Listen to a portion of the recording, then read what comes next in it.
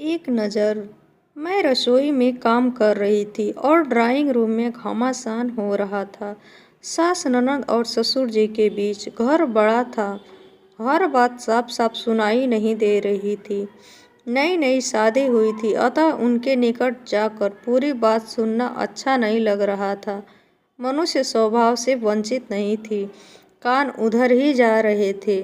बीच बीच में आती कुछ आवाज़ से प्रतीत हो रहा था बात मेरे संदर्भ में है। एक दो बार मायका शब्द भी कानों में पड़ा। मन और भी डर गया और रुआंसी होकर कमरे में आ गई।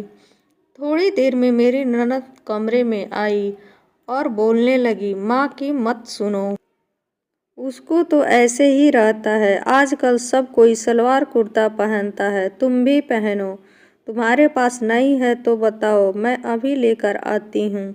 पीछे से ही सासू माँ आ गई। अपने घर का रिवाज अपने यहाँ चलाना, मेरे घर में मेरा ही चलेगा। ससुर जी ड्राइंग रूम में ही जोर जोर से बोल रहे थे, आपको क्या है?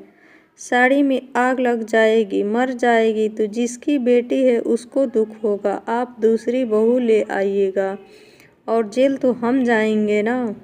मैं बिल्कुल घबरा गई कि मैंने तो साड़ी पहनने को लेकर कभी कोई शिकायत किसी से नहीं की।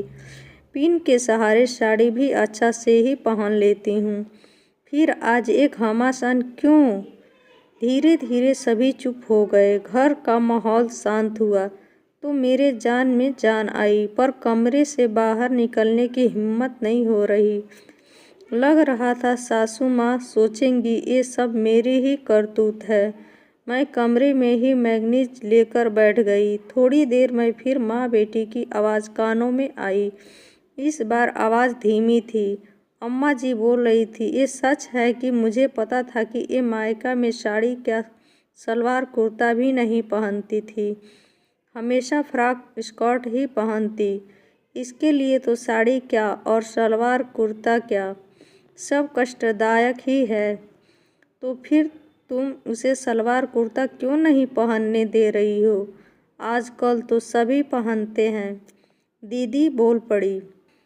मैं देख रही हूँ कि इसे साड़ी पहनना नहीं आता, इतने सारे पिन के सहारे साड़ी पहनती है, फिर भी 2 घंटा होते होते साड़ी नाच जाता है, प्लेट्स अपने स्थान से हट जाता है।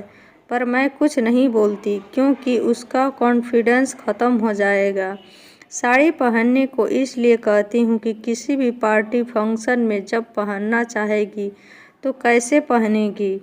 साड़ी लेकर किसी के सामने खड़ी हो जाएगी कि हमको पहना दीजिए, ये अच्छा लगेगा? पढ़ लिख कर नौकरी कर रही है, नौकरी से कॉन्फिडेंस आया तो पहनावे में भी कॉन्फिडेंस बना रहेगा, तभी ना हर पार्टी फंक्शन को सही तरह से एंजॉय करेगी। यदि हम साड़ी पहनने की बंदिश हटा देंगे तो उसे अच्छी तरह साड़ी पहनना कभी नहीं आएगा। नौकरी पर जब जाना शुरू करेगी तो फिर जो पहनना होगा पहनेगी। तुम लोग को न लगता है कि हम बेटी और बहू में अंतर करते हैं, पर ऐसा नहीं है। हम दोनों को एक नज़र से देखते हैं, केवल समझाने का तरीका मेरा अलग है। अम्मा जी की बात सुन दीदी भी चुप हो गई और मेरे आंखों से प्यार की बरसात होने लगी। आपको ये स्टोरी कैसी लगी? अगर पसंद आई हो तो प्लीज़ एक लाइक, सब्सक्राइब एंड शेयर करें। Thanks for watching video.